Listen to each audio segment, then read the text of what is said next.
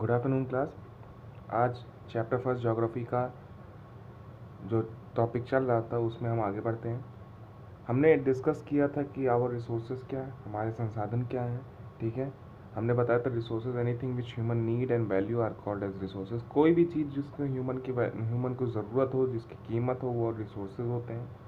मैंने बताया था ह्यूमन खुद भी एक रिसोर्सेज है, विदाउट ह्यूमन हम कोई भी अदर रिसोर्सेज का उपयोग नहीं कर सकते हैं। ठीक है, फिर आपको बताया था रिसोर्सेज को वैल्यू के हिसाब से हमने दो तरीके से बताया था, एस्थेटिक एंड इकोनॉमिक। ओके, तो इकोनॉमिक वही जब हम रिसोर्सेज को लेके कोई उससे प्रोडक्ट बनाए, ट्रीज़ को लेकर उससे फर्नीचर टेबल्स बनाए, तो वो आपके कैसे होते हैं, इकोनॉमिक वैल्यू वाले होते हैं। एस्थेटिक जिनकी सीनिक ब्यूटी मतलब नेचुरली रूप से वो आकर करते हैं, उसके कारण उसको क्या वो एक हॉटस्पॉट एरिया या फिर इम्पॉर्टेंट एरिया में रूप में डेवलप हो। जैसे आप नाइग्रा वाटरफॉल देख लीजिए, एंजल्स वाटरफॉल देख लीजिए, ग्रैंड कैनियन देख लीजिए। These are things made by naturally, ये सब नेचुरली बनी हुई और इसके क्या है, ये टूरिस्ट को अट्रैक्ट करती, तो ये सब एस्थेटिक ब्यूटी होती है। ओके, फिर बताया था रिसोर्सेज का यूज़ डिपेंड करता है तीन तरीके से। पहला आपको बताया था the need of the people of a region, उस रीजन में रहने वाले पीपल की नीड कितनी है, मतलब कितनी ज़रूरत है उनकी। सेकेंड, देयर नॉलेज, उनके पास कितनी नॉलेज है रिसोर्सेज को यूज़ करने की। Third, the level of technology they possess, उनके पास टेक्नोलॉजी क्या है या उनके पास कितनी लेवल की, कौन से लेवल की टेक्नोलॉजी है रिसोर्सेज को यूज़ करने की। ओके, अब हम आगे बढ़ते हैं। टाइप्स ऑफ रिसोर्सेज आपको बताया था, यहाँ से पढ़ाना था। ठीक है, देखिए टाइप्स ऑफ रिसोर्सेज मतलब रिसोर्सेज को हमने तीन तरीके से बांट दिया। ओके, तीन तरीके से, पहला नेचुरल, दूसरा ह्यूमन और तीसरा ह्यूमन में। मतलब एक नेचुरली होगा, एक मैंने बताया था ह्यूमन भी एक रिसोर्सेज होता है, तो ह्यूमन रिसोर्सेज को हम अलग पढ़ेंगे, और ह्यूमन मेड और ह्यूमन के द्वारा बनाए गए रिसोर्सेज को भी हम अलग से पढ़ेंगे। ठीक है, शुरुआत करते हैं नेचुरल रिसोर्सेज से। देखिए नेचुरल जानते हैं, नेचुरल मतलब अगर आप सिंपली समझेंगे तो इसका मतलब होता है नेचर। ठीक है, मतलब जो सारी चीज, anything which we obtain from nature are called as natural resources. कोई भी ऐसी चीज जो हमें नेचर से प्रोवाइड हो उसको हम क्या कहेंगे, नेचुरल रिसोर्सेज कहेंगे। All resources that are obtained from nature are called as natural resources. They can be of various type, ये कई तरीके से हो सकते हैं। ठीक है, अब टाइप के हिसाब से देखिए, एक होता है on the basis of there origin. Origin का मतलब समझते हैं, ओरिजिन मतलब होता है ऑब्टेन के हिसाब से, कैसे वो बने हैं। ठीक है, तो वो दो तरीके से होते हैं, बायोटिक और एबायोटिक। बायोटिक मीन्स होता है जिसमें लाइफ हो, और एबायोटिक हो जिसमें लाइफ ना हो, मतलब living beings and non living beings. Okay, अब आए biotic resources. These are obtained from living animals such as plants and animal. ये किससे मिलते हैं, लिविंग ऑर्गेनिज्म से मिलते हैं, जैसे प्लांट्स और एनिमल से। बायोटिक रिसोर्सेज के बारे में हमको क्या पता चला, ये किससे पाए जाते हैं, लिविंग एनिमल्स से, लिविंग ऑर्गेनिज्म से, जैसे प्लांट से, एनिमल से। दे इंक्लूड, अब क्या होगा, अब आप सोचिए क्या होगा इसमें, फॉरेस्ट प्रोडक्ट होगा, ग्रासेस होगी, हर्ब्स होगी, crops, domestic animal, bird, fish, reptile, these are all things are obtained from biotic resources और living organism. Example, forest product, grasses, herbs, crops, wheat, domestic animals, bird, fish, etc. are called as biotic resources. Okay, they play an important role in satisfying our day to day needs. ये important role play करते हैं हमारी रोज़मर्रा की ज़िंदगी, important चीज़ों को पूरा करने के लिए। अब आप जानते हैं फॉरेस्ट प्रोडक्ट्स, फॉरेस्ट प्रोडक्ट्स में ज़्यादातर आपका ट्रीज़ आता है। अब ट्रीज़ का यूज़ हम किस लिए करते हैं आपको अच्छे से पता है। ट्रीज़ यूज़ होता है वुडन ब्लॉक्स बनाने के लिए, फर्नीचर बनाने के लिए, टेबल्स बनाने के लिए, बहुत सारे तरीके, क्रॉकरी, बहुत सारे तरीके की चीज़ बनते हैं आपके। सेकंड होता है ग्रासेस, और सेकंड ग्रासेस का यूज़ आप लोग हर्बीवोरस एनिमल देखते हैं, एनिमल्स जो होते हैं, जो आपके हर्बीवोरस एनिमल्स होते हैं वो ग्रासेस को खाते हैं, फिर वो एक चेन चलता है।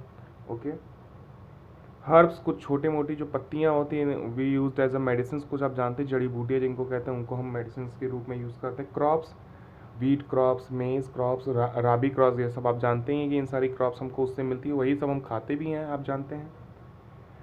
वाइल्ड एंड डोमेस्टिक एनिमल्स, कुछ जो आपके जंगली और आपके जो कुछ पालतू जानवर होते हैं उनकी मदद से। Okay, birds, fish, reptiles etcetera, they play an important role.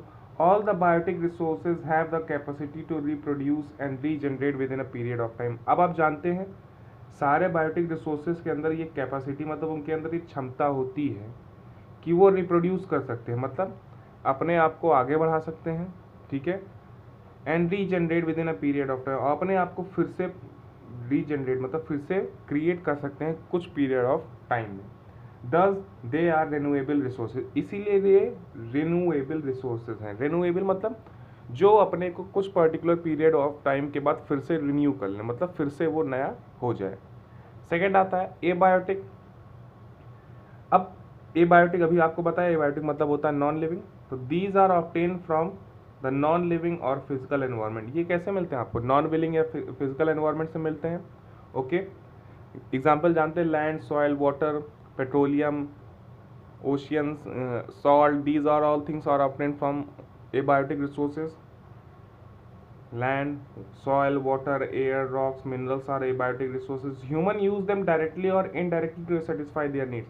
अब ह्यूमंस इसको डायरेक्टली तरीके से यूज़ करते हैं या इनडायरेक्टली तरीके से यूज़ करते हैं अपने नीड्स को सेटिस्फाई करने के। इसका मतलब जैसे वाटर सिंपली हम डायरेक्टली यूज़ करते हैं, ओके, पर ओशियन से हम वाटर को क्या करते हैं, ओशियन से हम ओशियन वाटर को हम डायरेक्टली नहीं यूज़ कर पाते, इसलिए उसको हम सॉल्टिफिकेशन करके हम उसका सॉल्ट बनाते हैं और सॉल्ट को यूज़ करते हैं। ओके, रॉक्स, कुछ ब्रिक्स को आप यूज़ करते हैं अपने बिल्डिंग बनाने के। मिनरल्स, जैसे कुछ मिनरल्स हम डायरेक्टली इनटेक करते हैं, पोटेशियम, आयोडीन, ये सब जो होते हैं, कुछ आपके NaCl होते हैं, कुछ मिनरल्स जो होते हैं। पेट्रोलियम जैसी चीज़ जिसको हम इनडायरेक्टली तरीके से यूज़ करते हैं, मतलब उसको हम ट्रांसपोर्ट व्हीकल्स के तरीके से यूज़ करते हैं। Some abiotic resources like minerals are non renewable. अब आप जानते हैं एबायोटिक रिसोर्सेज मिनरल्स जो होते हैं वो नॉन रेन्यूएबल होते हैं, मतलब उनको बार बार नहीं बनाया जा सकता। आप जानते हैं पेट्रोलियम को बनने में कम से कम 20 लाख या 30 लाख साल से भी ज़्यादा लग जाता है। अब 20-30 लाख साल, ऐसा तो नहीं कि ह्यूमन की लाइफ 20-30 लाख साल है कि एक बार आप बन गया तो फिर बना देंगे, इंतजार करें।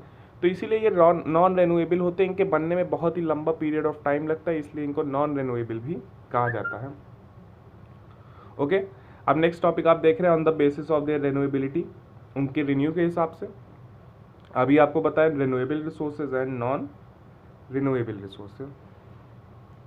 देखिए लिखा है renewable resources, some resources do not get exhausted. अब कुछ रिसोर्सेज है जो कभी एग्जॉस्ट नहीं होते। एग्जॉस्ट मतलब होता है खत्म होना। एग्जॉस्ट मतलब क्या होता है? खत्म होना। तो कुछ रिसोर्सेज एग्जॉस्ट नहीं होते, कभी खत्म नहीं होते, आफ्टर कंटिन्यूअस यूज, लगातार यूज होने के बाद भी। These are the inexhaustible resources, इसीलिए इनको हम क्या कहते हैं? इनएग्जॉस्टेबल कहते हैं, ना खत्म होने वाला रिसोर्सेज कहते हैं। जैसे सनलाइट, सन से जो लाइट मिलती है नहीं खत्म होती, विंड चलती है, वाटर, सैंड एक्सेट्रा, ये सब कभी खत्म नहीं होती। Some resources are limited in supply, कुछ रिसोर्सेज क्या होते हैं? लिमिटेड होते हैं, मतलब सीमित होते हैं, लिमिट होती है सप्लाई में। एंड गेट डिमिनिश्ड, और डिमिनिश्ड मतलब होता है गायब होना, मतलब वो गायब हो जाते हैं कुछ पर्टिकुलर पीरियड ऑफ टाइम के। But have capacity to reproduce and regenerate within a period of time, पर उनके अंदर ये कैपेसिटी होती है कि वो अपने आप को फिर से प्रोड्यूस कर सकते हैं, फिर से जनरेट कर सकते हैं कुछ पर्टिकुलर टाइम के हिसाब से। अब इन्हीं को हम क्या कहते हैं? रिन्यूएबल रिसोर्सेज को कहते हैं। They include biotic resources like plant, animals and humans. इनको क्या कहते हैं? बायोटिक रिसोर्सेज जैसे प्लांट, एनिमल्स और ह्यूमंस। सेकेंड आता है non renewable resources, some resources completely exhausted after use and can not be replace. कुछ रिसोर्सेज जो पूरा एग्जॉस्ट हो जाए, खत्म हो जाए, और उनको हम फिर से रिप्लेस नहीं कर सकते। These resources are exhaustible and non renewable resources, इन्हीं रिसोर्सेज को हम एग्जॉस्टेबल कहते हैं और नॉन रिन्यूएबल रिसोर्सेज कहते हैं, ठीक है। दे इंक्लूड ऑल मिनरल्स, इनके अंदर सारे मिनरल्स आते हैं, जैसे iron, copper, fossil fuels. Fossil fuels मतलब जो पेट्रोलियम होता है, जो कोक होता है, जो आपका कोल होता है, ये सब आपका क्या है? फॉसिल फ्यूल्स है। Like coal, petroleum, natural gases. Some of the other minerals like iron, gold and silver can not be recycle, इनको आप रिसाइकिल नहीं कर सकते किसी भी टेक्नोलॉजी की मदद से। Fossil fuels however can not be recycle, fossil fuels को भी हम कभी रिसाइकिल नहीं कर सकते। तो ठीक है, ठीक है। तो आपने ये जाना कि टाइप्स ऑफ रिसोर्सेज को हमने 3 माना, पहला नेचुरल, ह्यूमन और ह्यूमन मेड। हमने पहला पढ़ा नेचुरल रिसोर्सेज जो नेचर से मिले, ठीक है। अब उसको हमने 2 तरीके से उसके ओरिजिन के हिसाब से बायोटिक और एबायोटिक, बायोटिक मतलब लिविंग, एबायोटिक मतलब नॉन लिविंग। बायोटिक मतलब जैसे forest products, grasses, herbs, crops, weed, animals, birds, fishes, reptiles, ये सब होते हैं। एबायोटिक जो आपके नॉन लिविंग होते हैं फिजिकल एनवायरनमेंट में। फिर हम नेक्स्ट पेज में आए तो हमको पता चला कि उसकी रिन्यूएबिलिटी मतलब उसके रिन्यू होने के हिसाब से हमने 2 तरीके से माना। एक रिन्यूएबल जिसको हम जो कभी एग्जॉस्ट नहीं होता, जो कभी ख़त्म नहीं होता, जैसे वाटर, सनलाइट, एयर, विंड, ये सब कभी ख़त्म नहीं होता, सैंड। और नॉन रिन्यूएबल रिसोर्सेज जो कुछ पर्टिकुलर पीरियड ऑफ टाइम के बाद वो ख़त्म हो जाता है, जैसे फॉसिल फ्यूल्स, कॉपर, आयरन, ये सब आपके कुछ पर्टिकुलर पीरियड ऑफ टाइम के बाद ख़त्म हो जाता है। ठीक है, तो आज के लिए इतना ही। आगे मैं आपको स्टेज ऑफ डेवलपमेंट के हिसाब से पढ़ाऊंगा। ठीक है, आपका होमवर्क है, मैंने आपको इंडस्ट्रियल रेवोल्यूशन पढ़ाया था, वो मुझे बताइएगा क्या है। और साथ में आपको मैंने फर्स्ट न्यूज़पेपर ऑफ इंडिया के बारे में बताया था,